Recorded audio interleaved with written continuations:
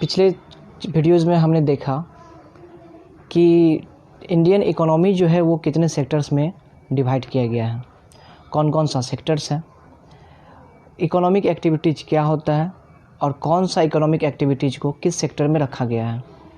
जिसमें कि हमने देखा प्राइमरी सेक्टर है, सेकेंडरी सेक्टर है, टर्सरी सेक्टर है। उसके बाद हम लोग बात कर रहे थे जीडीपी का, कि किसी भी कंट्री के डेवलपमेंट को किस तरह से हम लोग एनालिसिस करते हैं, किस तरह से अकाउंट करते हैं उसका। तो हमने देखा एक टर्म जीडीपी के बारे में, जिसका ग्रॉस डोमेस्टिक प्रोडक्ट है, जो कि फाइनल गुड्स एंड सर्विसेज पर ही अप्लाई होता है, को काउंट किया जाता है। बहुत सारे एग्जांपल भी देखे, एक बिस्कुट मैन्युफैक्चरिंग कंपनी के बारे में कि वो किस तरह से 8 रुपये पर केजी के हिसाब से का जो हीट है उसको 60 रुपीज़ पर केजी में प्रोडक्ट तैयार करके वो बेच रहा है। इन सब के बाद अब जो हम आगे बात करेंगे, आज हम बात करेंगे क्या, तीनों को कंपेयर भी किए। तो ये डिफरेंट सेक्टर में जो हिस्टोरिकल चेंजेस आया है, क्या क्या चेंजेस है जो सेक्टर्स में। पहले क्या था कि हमारे जीडीपी में प्राइमरी सेक्टर का जो बहुत ही ज़्यादा परसेंटेज शेयर था हमारे इंडिया के जीडीपी में, लेकिन अब क्या हुआ कि सेकेंडरी इम्पोर्टेंट हो गया और उसके बाद जाकर के टर्सरी जो है इम्पोर्टेंट हो गया। ये रिवर्स प्रोसेस कैसे हुआ, जब प्राइमरी सेक्टर ज़्यादा परसेंटेज शेयर करता था हमारे जीडीपी का, तो ये आज टर्सरी सेकेंडरी इम्पोर्टेंस कैसे हो गया, प्राइमरी पीछे कैसे छूट गया है। इन सब बातों पे हम आज चर्चा करेंगे कि जो भी डिफरेंट सेक्टर्स है उसमें किस तरह का हिस्टोरिकल चेंजेस हुआ है। तो हम बात करें, यदि इनिशियल स्टेज का, शुरुआती का बात करें, at initial stage of development, primary sector was the most important sector of economic activity in a country। तो शुरुआती दौर में किसी भी कंट्री के लिए जो है प्राइमरी सेक्टर वो मोस्ट इम्पोर्टेंट इकोनॉमिक एक्टिविटीज़ था। इनिशियल स्टेज की बात यदि हम करें तो किसी भी कंट्री के लिए प्राइमरी सेक्टर जो है वो मोस्ट इम्पोर्टेंट था। किस चीज़ के लिए, इकोनॉमिक एक्टिविटीज़ में। With the innovation in farming method, जैसे जैसे फार्मिंग मेथड जो है चेंज हुआ, जो चेंजेस हुआ, इनोवेशन हुआ फार्मिंग मेथड में, एग्रीकल्चर सेक्टर में क्या हुआ कि agriculture sector began to produce much more food than before. तो एग्रीकल्चर सेक्टर क्या है कि पहले से ज़्यादा फूड को क्या करने लगा, प्रोडक्शन करने लगा फूड का। क्योंकि और एक बात क्या है कि ग्रीन रिवोल्यूशन भी इंट्रोड्यूस हुआ था, हम जानते हैं। तो ग्रीन रिवोल्यूशन में भी क्या है कि हाई यील्डिंग वैराइटीज़ का जो सीड को इंट्रोड्यूस किया गया और डिफरेंट टेक्नोलॉजी का यूज करके जो फार्मिंग एक्टिविटीज़ होना शुरू हुआ, तो एग्रीकल्चर चूँकि मच मोर फूड प्रोड्यूस करने लगा पहले से ज़्यादा। तो अब क्या है कि people started working in industries, some people also get involve in transportation. तो फार्मिंग का जैसे जैसे कैपेसिटी बढ़ा तो स्वाभाविक है क्या कि इंडस्ट्री का भी जो है कैपेसिटी, प्रोडक्शन का कैपेसिटी वो बढ़ेगा।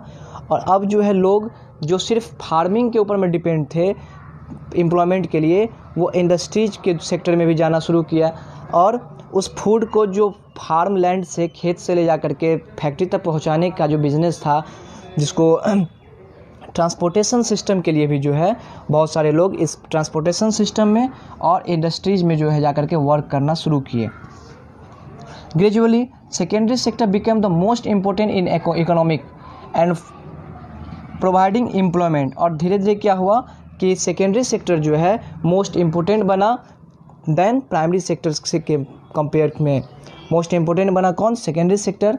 और ये क्या करने लगा कि एम्प्लॉयमेंट, लोगों को रोज़गार प्रोवाइड करने लगा। जो लोग सिर्फ खेती के ऊपर में डिपेंड थे, खेत में ही बहुत सारे लोग थे, तो उनको क्या हुआ कि उसके अलावा भी जो है फार्मिंग एक्टिविटीज़ के अलावा ट्रांसपोर्टेशन एक्टिविटीज़ में, इंडस्ट्रीज में क्या है कि उनको एम्प्लॉयमेंट मिलना शुरू हो गया। और क्या कि different industry coming in large number, जिस तरह से बहुत सारे नंबर में क्या है कि डिफरेंट इंडस्ट्रीज सामने आए। और इंडस्ट्री क्या है कि अपना ब्रांच खोलने लगा हर जगह, जो है जो कभी पहले बड़ा सिर्फ शहर में ही हुआ करता था, बिग सिटीज़ में, तो वो इंडस्ट्री जो है अपना ब्रांच को एक्सपेंड करते करते हर एक जगह पर अपना ब्रांच खोला। और जिस तरह से ये कंपनी, फैक्ट्री सब जो लार्ज नंबर में आया सामने, this lead to start of services such as banking, health and education. तो ये क्या किया कि कुछ और सर्विस सेक्टर को स्टार्टिंग किया, करने में मदद किया, जैसे बैंकिंग सेक्टर, हेल्थ, एजुकेशन।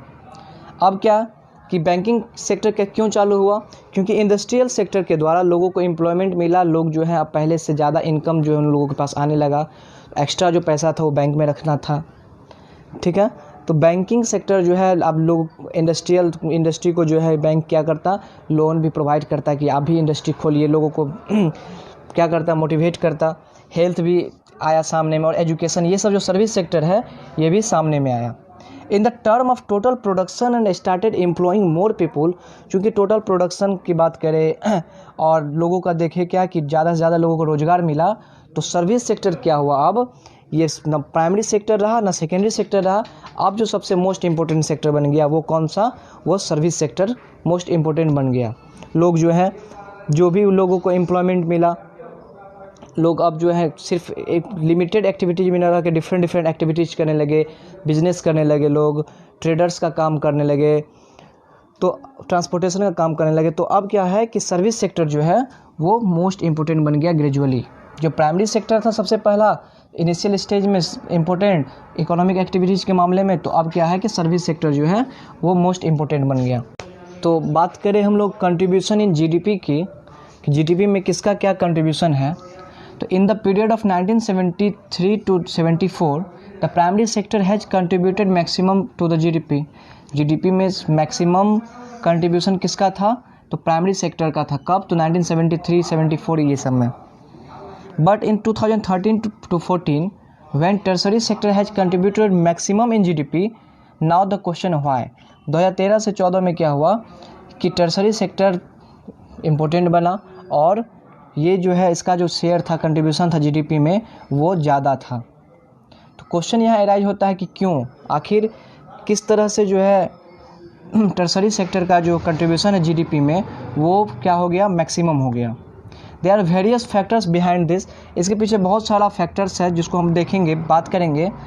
तो पहला फैक्टर क्या है कि हम जैसे देखें क्या कि प्राइमरी सेक्टर डेवलप किया, और जैसे ही प्राइमरी सेक्टर डेवलप किया तो इंडस्ट्रियल सेक्टर जिसको हम लोग सेकेंडरी सेक्टर बोलते हैं, तो सेकेंडरी सेक्टर भी क्या किया, वो भी डेवलप किया। क्योंकि प्राइमरी सेक्टर और सेकेंडरी सेक्टर का डेवलपमेंट के कारण अब जो है टर्सरी सेक्टर इसलिए इम्पोर्टेंट हो गया क्योंकि प्राइमरी सेक्टर और सेकेंडरी सेक्टर में जो पीपल वर्क कर रहा है तो वो सर्विस दे रहा है, तो टर्सरी सेक्टर से वो बिलोंग करता है। और ट्रेड करना बहुत ज़रूरी हो गया। कोई भी सामान, जो भी एग्रीकल्चर प्रोडक्ट जो यहाँ पर ग्रो करवाया जाता है, प्रोडक्शन होता है, उस प्रोडक्शन को इंडस्ट्री तक जो है लाने ले जाने के लिए क्या है कि ट्रांसपोर्टेशन सर्विस चाहिए। तो ट्रांसपोर्टेशन सर्विस में जो भी इन्वॉल्व है वो क्या हो गया, वो सर्विस सेक्टर हो गया, टर्सरी सेक्टर जिसको कहते हैं हम लोग। तो ट्रांसपोर्टेशन सर्विस हो गया, स्टोरेज सर्विस हो गया, बैंकिंग सर्विस, क्योंकि लेन देन के लिए, पैसा का लेन देन करने के लिए भी जो है वो भी इम्पोर्टेंट हो गया। तो अब जा कर के टर्सरी सेक्टर, यही कारण है कि टर्सरी सेक्टर जो है इम्पोर्टेंट हुआ और उसका जीडीपी में जो परसेंटेज है वो ज़्यादा हुआ। प्राइमरी सेकेंडरी सेक्टर के डेवलपमेंट से क्या है कि इस तरह का जो भी सर्विस दिया जाता था सर्विस सेक्टर का, वो सर्विस सेक्टर का जो डिमांड है वो ऑटोमेटिक क्या हुआ कि इंक्रीज करते गया, सर्विस सेक्टर का इंक्रीज हुआ। और इसी कारण से सर्विस सेक्टर जो है जीडीपी में प्राइमरी और सेकेंडरी के कंपेयर में ज़्यादा इसका परसेंटेज शेयर है, कंट्रीब्यूशन है जीडीपी में। तो अब हम इस डाटा को समझने का कोशिश करेंगे। Where are more people employed, किस सेक्टर में ज़्यादा से ज़्यादा लोग जो हैं एम्प्लॉयड हैं, कहाँ पे ज़्यादा से ज़्यादा लोगों को रोज़गार मिला है। तो बात यदि हम करें 1973 to 1974 का, तो प्राइमरी सेक्टर का जो जीडीपी में कंट्रीब्यूशन था वो 40% था, ठीक है। 1973 से 1974 में ध्यान दीजिएगा कि प्राइमरी सेक्टर का जो कंट्रीब्यूशन था जीडीपी में वो 40% था, और सेकेंडरी सेक्टर का ओनली 12%, और टर्सरी सेक्टर का सेकेंडरी सेक्टर से ज़्यादा था 48%। यहाँ पे क्या है, टर्सरी सेक्टर का अभी भी ज़्यादा परसेंटेज है, सेकेंडरी सेक्टर का ओनली 12% है, और प्राइमरी सेक्टर का 40% था, किसमें कंट्रीब्यूशन था जीडीपी में प्राइमरी सेक्टर का। एम्प्लॉयमेंट परसेंटेज का बात करें यदि हम, तो 74% जो है एम्प्लॉयमेंट प्राइमरी सेक्टर के द्वारा क्रिएट किया गया। कितना परसेंटेज, 74%, जबकि ओनली 15% जो है यहाँ पर एम्प्लॉयमेंट था किसका, टर्सरी सेक्टर का। प्राइमरी सेक्टर में ज़्यादा और टर्सरी सेक्टर में 15%, जबकि हम यहाँ क्या देखें कि जीडीपी में जो परसेंट क्या है कंट्रीब्यूशन 48% सबसे ज़्यादा टर्सरी सेक्टर का था, और यहाँ पे एम्प्लॉयमेंट कितना दे रहा है, ये ओनली 15% दे रहा है। तो 2013-14 का यदि हम डाटा की बात करें तो टर्सरी सेक्टर इंक्रीज किया, जीडीपी में उसका कंट्रीब्यूशन जो है इंक्रीज हुआ, और वो टर्सरी सेक्टर और जो है पहले से 67% जो है कंट्रीब्यूशन देने लगा किसमें, जीडीपी में। और प्राइमरी सेक्टर जो है रिड्यूस किया और ओनली 12% जो परसेंटेज प्राइमरी सेक्टर का रह गया जीडीपी में। और प्राइमरी सेक्टर, लेकिन प्राइमरी सेक्टर जब रिड्यूस किया जीडीपी में इसका परसेंटेज, तो कंटिन्यू ये जो है एम्प्लॉयमेंट देना, लार्जर एम्प्लॉयमेंट जो है प्राइमरी सेक्टर ही दे रहा था। यहाँ पर एक नोट करने की बात है कि जब प्राइमरी सेक्टर का जीडीपी में परसेंटेज रिड्यूस हो गया, ओनली 12% बचा then secondary and tertiary sector, तो फिर भी यहाँ पर जो एम्प्लॉयमेंट का जो परसेंटेज है वो सबसे ज़्यादा प्राइमरी सेक्टर में ही कैसे है, प्राइमरी सेक्टर में सबसे ज़्यादा एम्प्लॉयमेंट कैसे है। लार्जेस्ट एम्प्लॉयर जो है 2011-12 की बात करें तो सब प्राइमरी सेक्टर ही कैसे रहा। तो यहाँ पर हम देखते हैं कि ये कंडीशन को हम लोग बोलते हैं कि यहाँ डिस्गस्ट अनएम्प्लॉयमेंट बोलते हैं। अब हम क्या समझेंगे, डिस्गस्ट अनएम्प्लॉयमेंट क्या है, ये क्या होता है। तो सिंपल भाषा में यदि हम बात करें तो डिस्गस्ट एम्प्लॉयमेंट उस एम्प्लॉयमेंट को कहते हैं कि किसी कहीं और जॉब नहीं है लोगों को, और वो क्या कर रहा है कि बैठे से अच्छा है कि वो किसी भी जॉब में लगा हुआ है। जिस तरह से खेत में यदि 5 आदमी काम करे चाहे 50 आदमी काम करे, तो आदमी के कैपेसिटी से जो है, वर्कर के कैपेसिटी से खेत में जो है प्रोडक्शन ज़्यादा इंक्रीज नहीं कर सकता है। हाँ, ये हो सकता है कि समय से पहले वो जो कोई भी काम हो जाए। यदि खेत में काटने का काम करना, हार्वेस्टिंग का काम करना है, तो यदि 50 आदमी दे चाहे 500 आदमी उसमें हम रोजगार में उसमें लगा दे खेत में, तो प्रोडक्शन कैपेसिटी इंक्रीज नहीं करेगा। भले ही क्या है कि उसमें लोगों को एम्प्लॉयमेंट मिल गया, लेकिन प्रोडक्शन कैपेसिटी नहीं होगा। अब हम लोग देखते हैं कि यहाँ ग्रामीण इलाका में एक घर में 10 व्यक्ति हैं मान लेते हैं, और 10 व्यक्ति में क्या है कि किसी के पास कोई अदर एक्टिविटीज़ के लिए रोज़गार नहीं है, अदर सेक्टर के लिए रोज़गार नहीं है, तो वो 10 आदमी क्या करता है कि खेत में जाकर के काम करते रहता है। यदि उस 10 आदमी में से 2-3 आदमी को किसी अदर सेक्टर में जो है वर्क मिल जाए, तो क्या होगा कि खेती का जो प्रोडक्शन कैपेसिटी है उस फार्मिंग का, तो वो कैपेसिटी रिड्यूस नहीं करेगा, कैपेसिटी उतना ही रहेगा। तो इस वर्ड को हम लोग क्या करते हैं, डिफाइन करते हैं डिस्गस्ट एम्प्लॉयमेंट के द्वारा। डिस्गस्ट एम्प्लॉय, तो डिस्गस्ट एम्प्लॉयमेंट क्या है, इसका डिफिनेशन यदि हम ले, the kind of under employment, the kind of under employment is hidden in contrast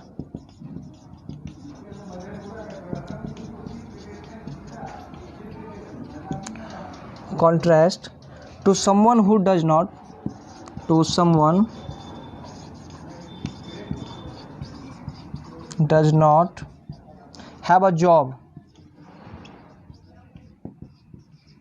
and is clearly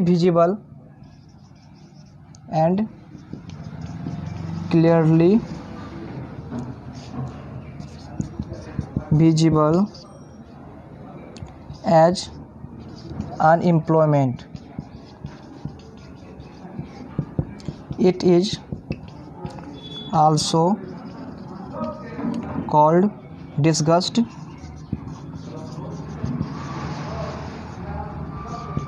unemployment. The kind of underemployment is hidden in contrast to someone who does not have a job and is clearly visible as unemployment. ये इस तरह का under employment का kind है, प्रकार है कि someone who does not have a job, किसी के पास जॉब नहीं है, और क्लियरली क्या दिखाई पड़ रहा है कि वो अनएम्प्लॉयमेंट है।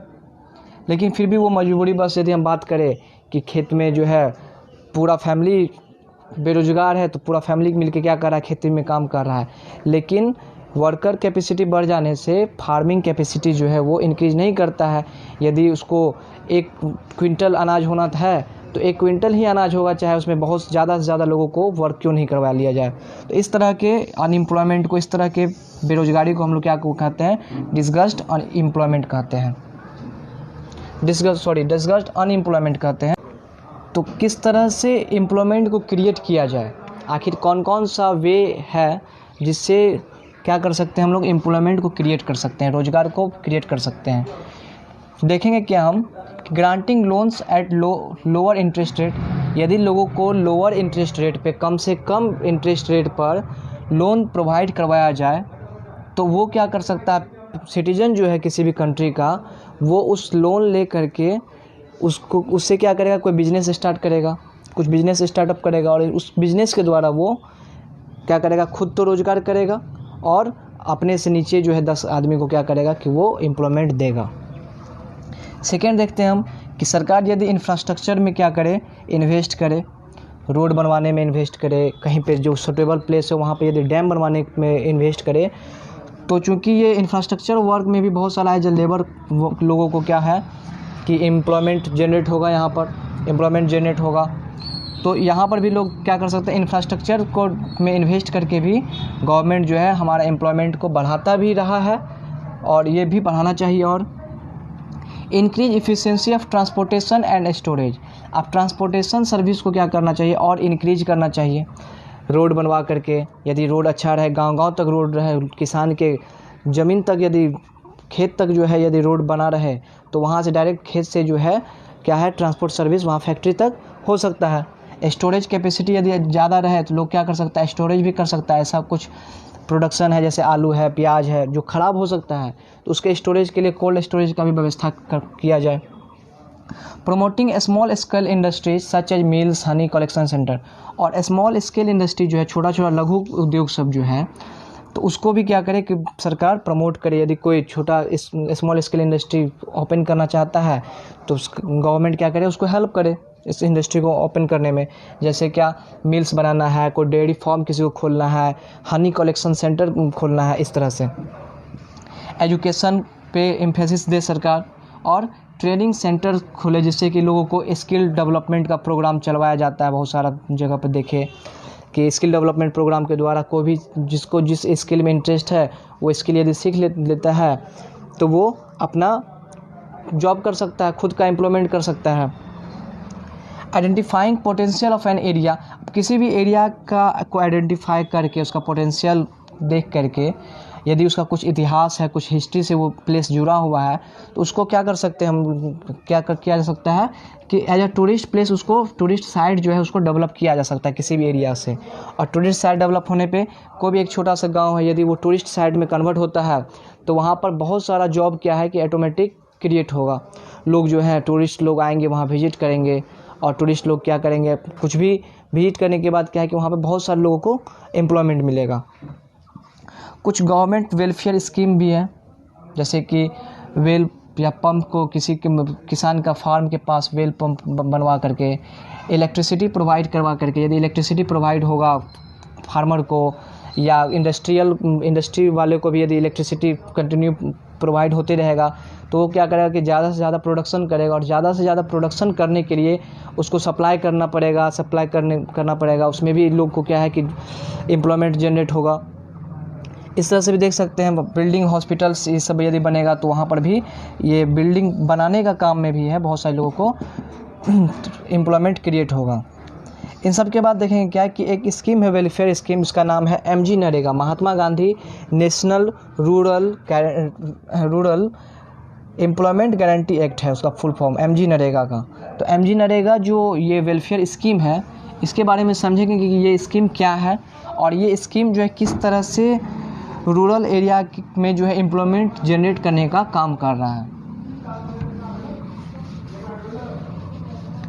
तो बात हम करें किसका, MG नरेगा का, जिसको नरेगा के नाम से भी जाना जाता है, MG नरेगा।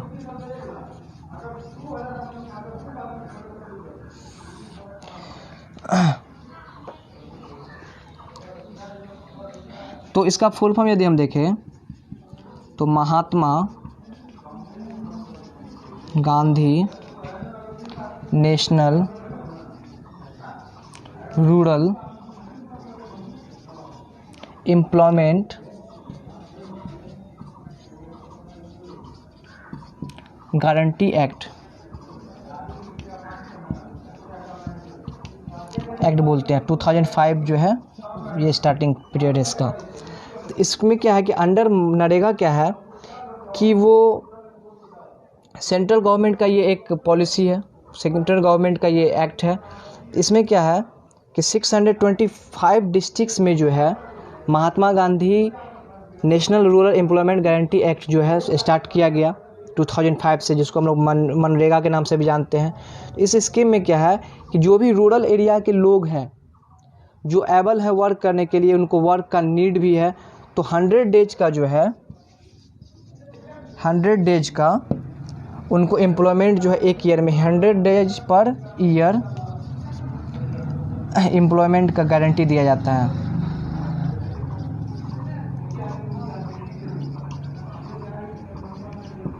ऐसे लोग जो हैं जिसके पास कोई स्किल नहीं है, कुछ काम करने के लायक नहीं है, यदि वो अनएम्प्लॉयमेंट लोग हैं ग्रामीण इलाका के, तो 100 डेज जो है ना उसका काम करने का, प्रत्येक साल में 100 डेज सरकार क्या करता है, गारंटी देता है उसको कि आप जो है एम्प्लॉयमेंट आपको मिलेगा 100 डेज।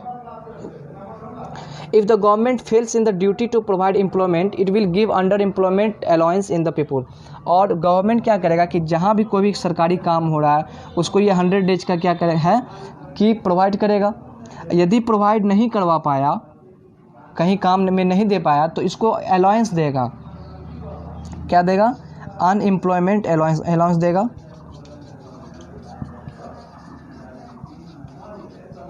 इसके तहत 100 डेज का उसको पे करना पड़ेगा सरकार को। तो ये बहुत ही अच्छा स्कीम था गवर्नमेंट का। 2005 में जो है लगभग 625 डिस्ट्रिक्ट में स्टार्ट किया गया था। जो ग्रामीण इलाका के जो भी लोग हैं, अनएम्प्लॉयड लोग हैं, उसको एम्प्लॉयमेंट देने का ये था मनरेगा। अब हम क्या देखेंगे कि जॉब क्रिएट करने की बात हम जैसे किए, तो आजकल क्या है कि लोग जो है गवर्नमेंट जॉब को ज़्यादा प्रेफर करते हैं और नॉन गवर्नमेंट जॉब को जो है उतना ज़्यादा प्रेफर नहीं करते हैं। तो क्या कारण है गवर्नमेंट जॉब की ओर लोग जाते हैं, नॉन गवर्नमेंट जॉब की ओर नहीं जाना चाहते हैं? और क्या कि हम देखेंगे क्या ऑर्गेनाइज सेक्टर कौन सा क्या होता है और अनऑर्गेनाइज सेक्टर क्या होता है, इसके बीच का डिफरेंसेस देखेंगे।